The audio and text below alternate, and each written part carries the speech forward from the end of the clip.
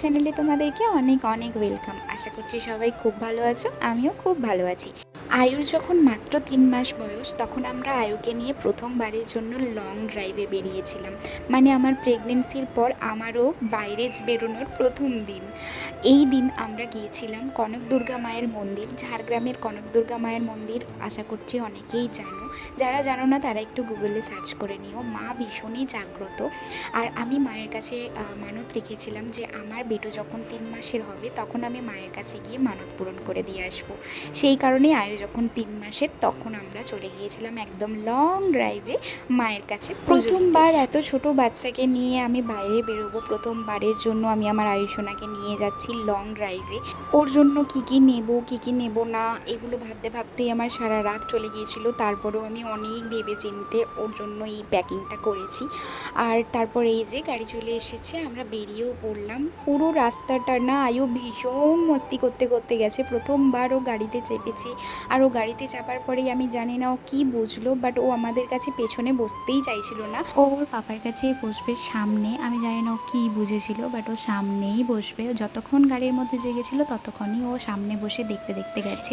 এরপর আমরা রাস্তার মধ্যে একটু দাঁড়িয়েছিলাম ঠাকুরের জন্য শাড়ি কিনতে। তো ওখান থেকে শাড়ি কিনিনি, ওখানে শাড়ির প্রচুর দাম বলছিল। মানে যে শাড়িগুলো মোটামুটি যে দামে পাওয়ার কথা তার থেকে অনেক বেশি দাম বলছিল। সেই কারণে ওখান থেকে না কিনে ডাইরেক্ট চলে গেলাম মন্দিরের সামনে, এবং মন্দিরের সামনে থেকেই পুজোর জন্য সমস্ত কিছু কিনে দেন তারপরে যাচ্ছিলাম মায়ের মন্দিরে। আর তোমাদেরকে আজকে একজনের সাথে মিট করাই, সেটা হচ্ছে আমার মাম্মাম। আমার মাম্মাম মানে আমার ঠাকুমা। তো আমি আমার ঠাকুমাকে মাম্মাম বলে ডাকি। আর এই যে পেছনে যিনি বয়স্ক করে আসছেন উনি হচ্ছেন আমার মাম্মাম। তো আমাদেরকে অনেকটা হেঁটে যেতে হতো, সেই কারণে আমি বেবি ক্যারিয়ারটা আয়ুর বাবাকে দিয়ে আয়ুকে নিতে বললাম। আর আমরা আমরা হেঁটে হেঁটে আগে আগে যাচ্ছিলাম। অনেকবার ব্লগ করেছি, বাট আজকেরটা একটু স্পেশাল। কারণ হচ্ছে আমাদের পুজো সোনাকে নিয়ে এসেছি, তার জন্য। লুটুক লুটুক। আমার মামাম খালি আঁচলের পেছনে পড়েছে, আঁচল। এখানে একটা হাতি আছে জানো মাম্মা, এই ভিতরটা একটা হাতি থাকে দাঁড়িয়ে। আমরা প্রত্যেকবারই এসে দেখি হাতিটাকে। তো এরপর আমরা ডাইরেক্ট চলে গেলাম মন্দিরে। আর মন্দিরে আমি একটা চেয়ারের মধ্যে বসেছিলাম, কারণ অনেক বেশি লাইন ছিল, অনেকজন পুজো দিতে এসেছিলো সেই কারণে। তো আমি আয়ুষোনাকে নিয়ে একটা জায়গায় বসেছিলাম।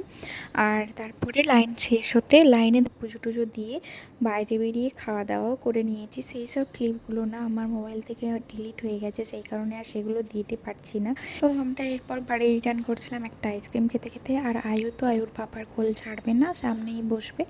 যাই হোক, কেমন লাগলো জানিও। আর ভালো লাগলে একটা কমেন্ট আর লাইক করতে একদম ভুলো না। আর টুকুস করে একটু সাবস্ক্রাইব করে দিও আয়ুর আরও নতুন নতুন মজার ভিডিও দেখতে।